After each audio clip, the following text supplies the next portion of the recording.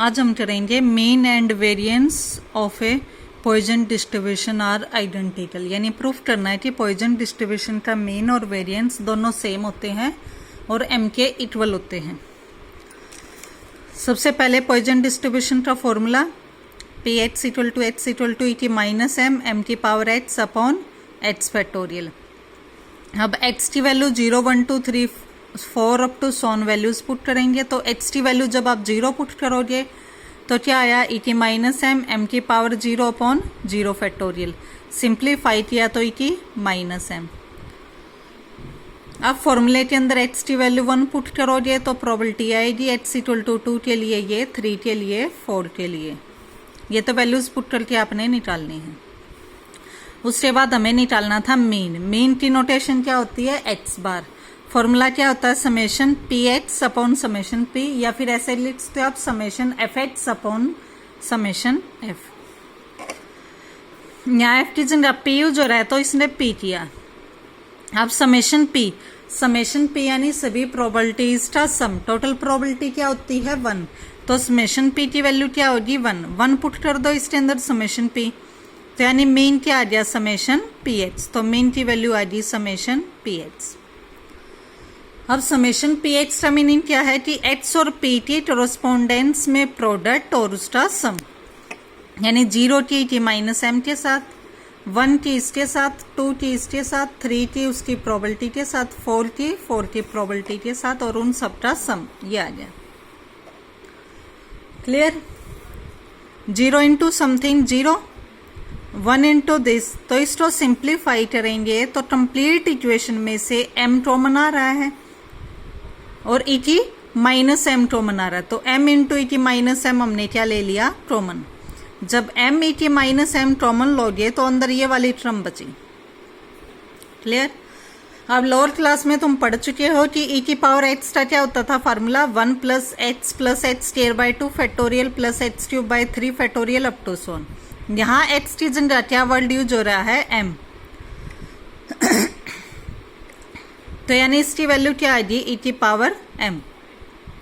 अब base same power add हो जाएंगी, ई की पावर 0 बनी, किसी भी नंबर की 0 पावर 1 होती है, तो यहाँ से क्या आ गया m, यानी पॉइजन डिस्ट्रीब्यूशन के मीन की वैल्यू क्या आएगी m। हमें वेरिएंस में निकालना था तो अब निकालेंगे हम पॉइजन डिस्ट्रीब्यूशन के लिए variance. Next calculation of variance यानी सिग्मा स्केयर। इसमें सिग्मा स्केयर का जो फॉर्मूला गिवन है बीच में इक्वल का साइन है, इक्वल का साइन नहीं आएगा, यहाँ माइनस का सिंबल आएगा। अब फॉर्मूले में दो जगह समेशन पी यूज हो रहा है। Summation P means total probability, total probability किसके इक्वल होती है 1 के, तो यानी सिग्मा स्केयर की वैल्यू क्या आएगी summation H square P minus mean का whole square. Summation H P यानी मीन था यही, होल स्केयर। अब मीन की वैल्यू तो निकाल चुके हो, यानी वैल्यू किसकी रहेगी समेशन एच स्केयर पी, यानी एच वाले टर्म्स का स्केयर और साथ में उसकी प्रोबेबिलिटी मल्टीप्लाई। एच वाली टर्म कौन सी, एच वाली टर्म जो 0 1 2 3 4 है, इस टर्म्स का सबका स्केयर और साथ में इनकी प्रोडक्ट का summation, summation H square P यही आ गया। इसको जब सिंप्लीफाई करोगे तो इसमें से भी वही m ई की माइनस एम कॉमन आ रहा है, कॉमन आने के बाद ये वैल्यू बची। अब इसमें क्या करना है कि जहां पे 2 यूज हो रहा है 2 को लिखेंगे 1 + 1, 3 को लिखेंगे 1 + 2, 4 को लिखेंगे 1 + 3, 2m है तो 1 + 1m, 3 इंटू दिस है तो 1 + 2, 4 को 1 + 3 आ गया, 5 को 1 + 4, इस टाइप से up to Son values put कर देंगे। अब जो आगे वाली टर्म है वो इकट्ठी लिख ली और बाद वाली टर्म एक तरफ ये लिखी गई। m ई की माइनस एम पहले से कॉमन आ रहा था, वो ये एज इट इज रहा।